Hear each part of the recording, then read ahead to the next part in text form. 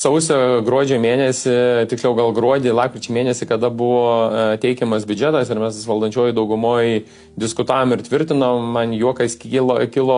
kai kalbėjo apie infliaciją, kad ta infliacija bus metinė 3%, kad čia maždaug Remigiau nesibauginkite, man ten bandė aiškinti. Sakau, jūs apnuokit, kai pasaulyje vyksta tiek konfliktų, dar Irano tuo metu konflikto nebuvo, ką vėlgi labai aiškiai mano skaičiai ir parodė. Tai šiandien mes infliaciją turime, tarkime, virš 6,5%. Jinai auga su kiekvieną dieną, nepaisant to, kad Donaldas Trumpas pasirašė susitarimą su Iranu, bet kol tanklaiviai į uostus atplukdins naftą arba naftos produktus, tai užtruks grubiai nuo 20 dienų iki 40 dienų. Tai faktas, mes jau vėl atsiliekam. Ekonomikos augimo mes nematom ir man labai patiko, kai aš sakiau, duok dievė, jeigu Lietuvos ekonomika bus 2,5%, tai jūs čia galėsit šokti kadrylių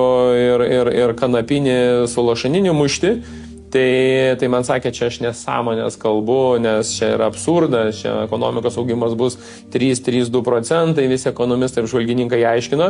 ir žiūri su kiekvienu mėnesiu, vis Lietuvos bankas vis kerta ekonomikos augimo prognozes, o jas kerta todėl dėl kvailų politikų. Tai kadangi tu turi politikus, kurie nesugeba suprasti, kas tai yra valstybė, jie nesupranta, kas yra diplomatiniai santykiai, jie nesupranta, kaip valstybė veikia ekonominių principų, tai tikėtis, kad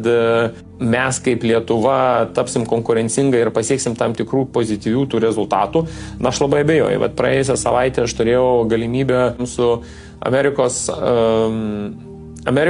kaip sakant, kapitalo turinčių įmonių atstovai susitikimą ir man labai gerai patiko Lino pasakymas, na tai kaip mes pasieksim tą konkurenciją, jeigu mes žmonės išvarom iš Lietuvos, jeigu migracijos problema yra labai didelė, jeigu konkurencingumas yra labai mažas ir tai susideda viskas į ekonominį efektyvumą. Tai kaip tu nori pasiekti ekonominį efektyvumą, jeigu kuriami įstatymai yra tam, kad absoliučiai niekas nedirbtų, kad žmogus nebūtų integruojamas į darbo jėgą, ką aš ir sakiau Ringai Ruginienei, ką ir norėčiau palinkėti iš regiono atvažiavusiam premjerui,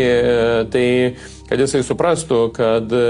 užimtumo tarnyba tai nėra ta tarnyba dėl to, kad valstybės tarnautojai dirba. Užimtumo tarnyba jinai turi būti, kad žmogus per mėnesį, nuo mėnesio iki 3 mėnesių gautų darbą. Tai vienas dalykas, kada tu esi rajoninis politikas ir tau užimtumo tarnyba siunčia tik žolės nupjauti, tai yra vienas momentas, bet darbuotojas nėra skirtas vien žolės nupjauti, darbuotojas yra skirtas tam, kad jis kurtų pridėtinę vertę. Ir jeigu mes valstybė galvojam, kad iš užimtumo tarnybos seniūnijose, kadangi mes turėsim dabar naują politiką, tokį įdomų žanrą, kaip čia, leftistinių pažiūrų, klausimas, kaip jis tą leftizmą įgyvendins Lietuvoje, nes tai yra labai svarbus ekonomikos